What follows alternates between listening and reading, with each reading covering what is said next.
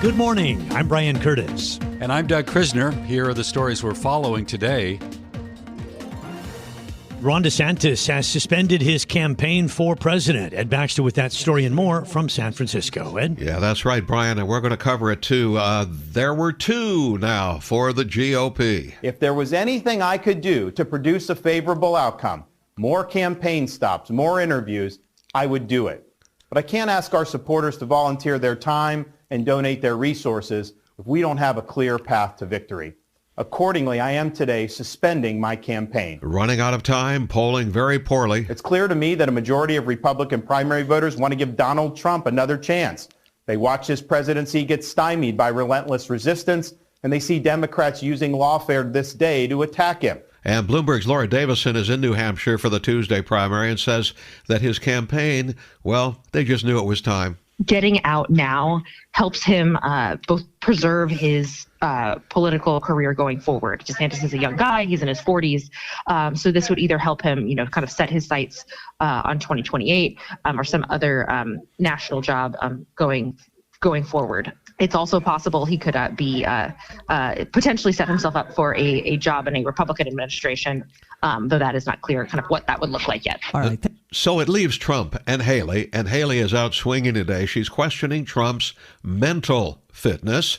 The latest comes with him trying to tie her to the January 6th insurrection, confusing her, presumably, with Nancy Pelosi. Nikki Haley is in charge of security. We offered her 10,000 people, soldiers, National Guard, so whatever they want. They turned it down. Recently, there have been multiple things. I mean, he claimed that Joe Biden was going to get us into World War II. I'm assuming he meant World War III. He said that he ran against President Obama. He never ran against President Obama. He says that I'm the one that kept security from the Capitol on January 6th. I was nowhere near the Capitol on January 6th. Haley on CBS has heard on Bloomberg. Trump still has a huge lead in New Hampshire. We will have full coverage on Tuesday. Israeli Prime Minister Benjamin Netanyahu has rejected what he calls unacceptable terms presented by Hamas for a new hostage deal. He says Hamas is demanding an end of the war and withdrawal of forces from Gaza.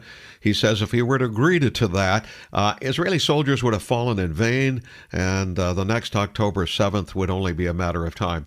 Meanwhile, in the Middle East, U.S. Central Command says some American soldiers are being evaluated following a large missile attack by an Iran-backed militia in Iraq. NSC official John Kirby. It's only a very small number of U.S. troops that were affected. They're being seen for traumatic brain injuries with some symptoms of concussions. And Deputy National Security Advisor John Feiner on ABC has heard on Bloomberg says the U.S. is holding Iran responsible. We have held Iran responsible for this in a number of ways. First and foremost, we have taken military action against sites in Iraq and Syria that are also tied to the IRGC, which supports these militias. We have said quite clearly that we hold Iran responsible for the groups, the proxies that it supports and that it provides weapons to. And says the U.S. will continue to attack Houthi bases in an attempt to cut their ability to carry out the attacks. Global news 24 hours a day and whenever you want it with Bloomberg News Now. In San Francisco, I'm Ed Baxter. This is Bloomberg. All right, Brian?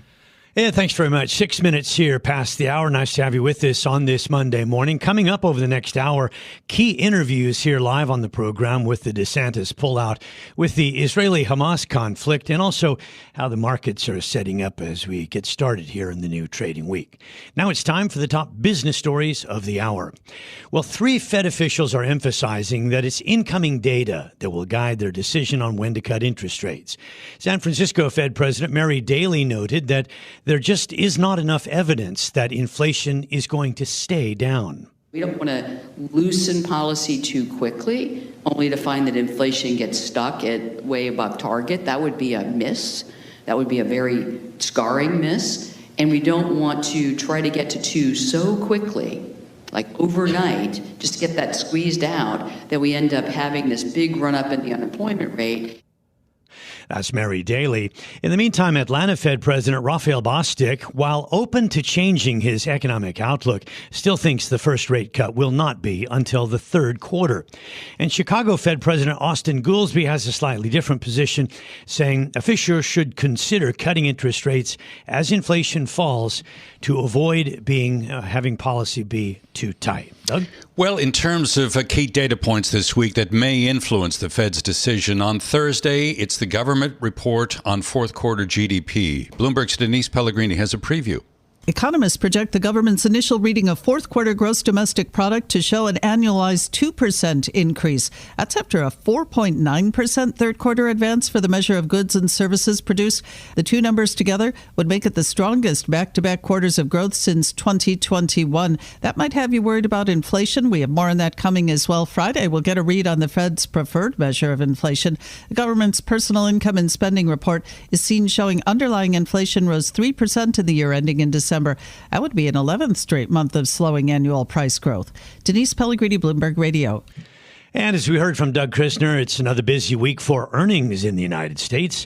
Let's get a preview here from Bloomberg's Charlie Pellet. We'll be hearing from companies across a broad swath of industries amid questions about how firms and their customers have dealt with high interest rates. Emily Rowland is co-chief investment strategist at JH Investments. So what companies are dealing with now, of course, is a much higher cost of capital as rates have gone up at the same time that revenue growth is shrinking. So those margins are really getting challenged here. And the key for companies from here is who can manage that best in an environment where it's going to become a lot more difficult. Among the names reporting this week, 3M, American Express, Blackstone, AT&T, Northrop Grumman, Norfolk Southern, Union Pacific, T-Mobile, and Visa. In New York, Charlie Pellet, Bloomberg Radio. JetBlue and Spirit Airlines are appealing the decision to block their planned merger. It is a last-ditch effort to save a deal that analysts believe is essentially dead. Last week, a federal judge concluded the tie-up would lead to higher ticket prices or fewer choices for consumers. But late Friday, the carriers filed a one-sentence notice of appeal, and in a separate regulatory filing, Spirit said it believes a combination with JetBlue is the best opportunity to increase much-needed competition and choice. And we had shares in Spirit jumping as much as 17% in the late session after the appeal, or the news of the appeal, landed. Brian? Well, skepticism over Chinese assets is spreading now beyond stocks. That's as the latest data confirms the Chinese economy is stuck in the doldrums.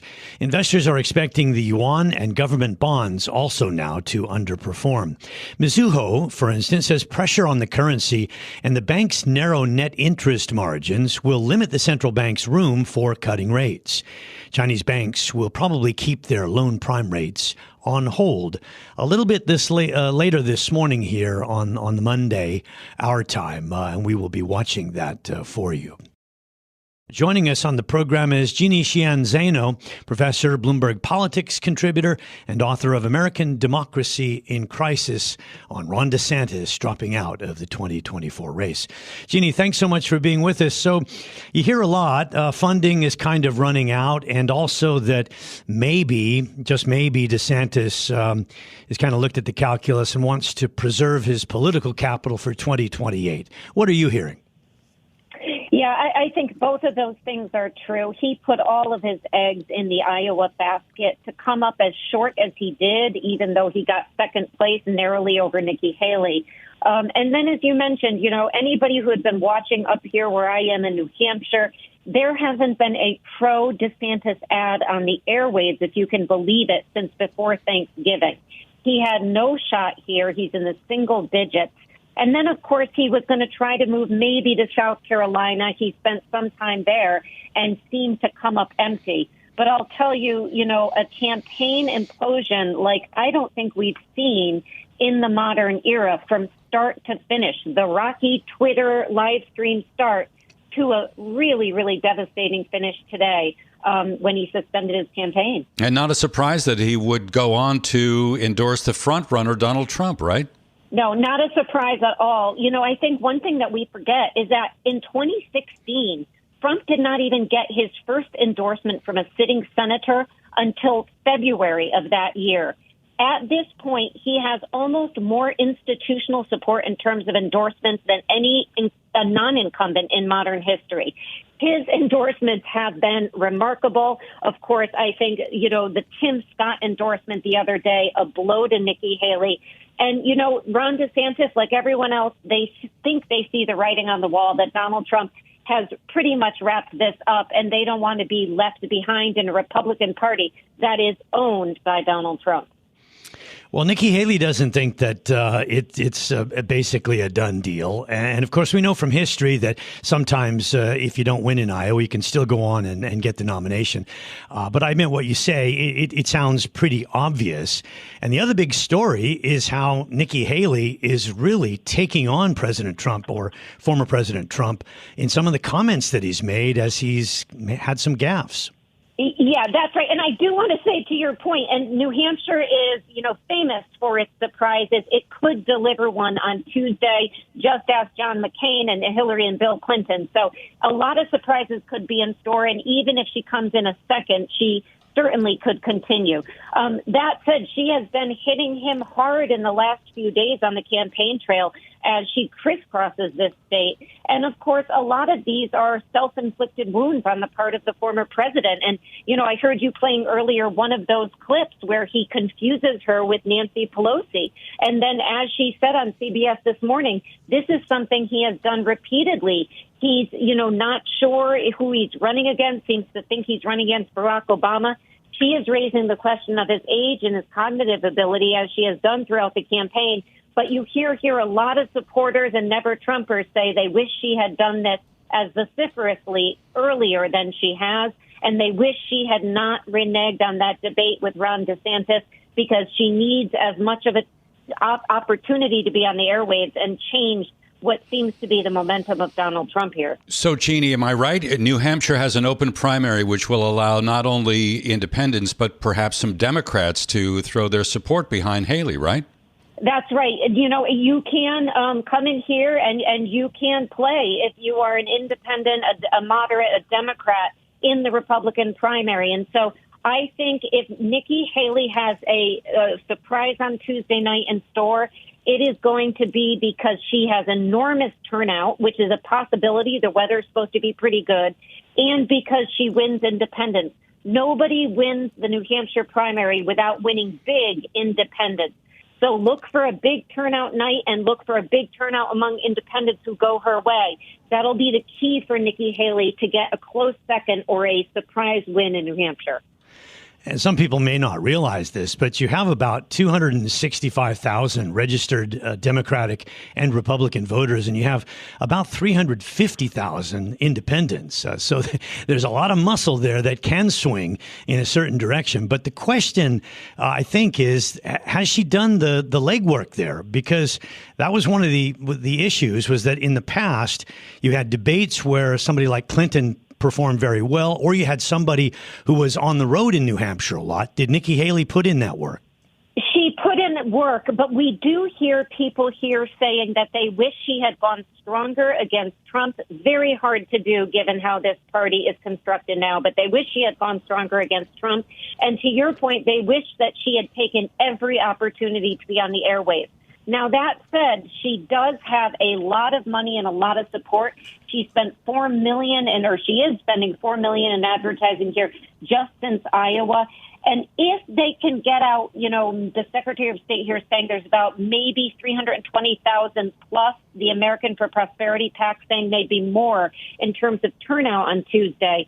That would really hold her in good stead to get the numbers that she needs. An uphill battle, but if she can have something of a perfect night here, that is still possible. And again, New Hampshireites will tell you all the time, they like to deliver surprises. They don't like the media or anybody else, commentators and others, to say that they knew what was going to happen in New Hampshire. So there could be a surprise here. When you look at some of the political action committees, and I'm thinking of the one that is Koch-backed in particular, what type of support, broad support, does Haley enjoy? She enjoys enormous support, both on the airwaves and importantly in terms of organization. Since this is now and has been for a while a battle of turnout, that's critically important. And another thing she has on her side, or I should say person, is the governor, very popular Chris Sununu, who has endorsed her and has been out on the airwaves. He is very popular with independents, moderates, of course, Republicans, and some Democrats. And of course, when you are a sitting governor with the support he has, you also have a ground game.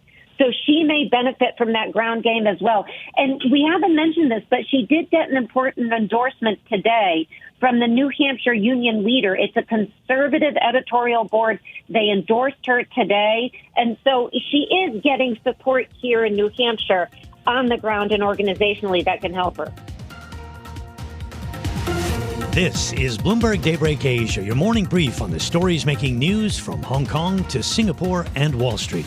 Look for us on your podcast feed every day on Apple, Spotify, and anywhere else you get your podcast. You can also listen live each day on Bloomberg 1130 in New York, Bloomberg 99.1 in Washington, Bloomberg 106.1 in Boston, and Bloomberg 960 in San Francisco. Our flagship New York station is also available on your Amazon Alexa devices. Just say, Alexa, play Bloomberg 1130. Plus, listen coast to coast on the Bloomberg Business app, SiriusXM, the iHeartRadio app, and on Bloomberg.com. I'm Brian Curtis. And I'm Doug Krisner. Join us again tomorrow for all the news you need to start your day right here on Bloomberg Daybreak Asia.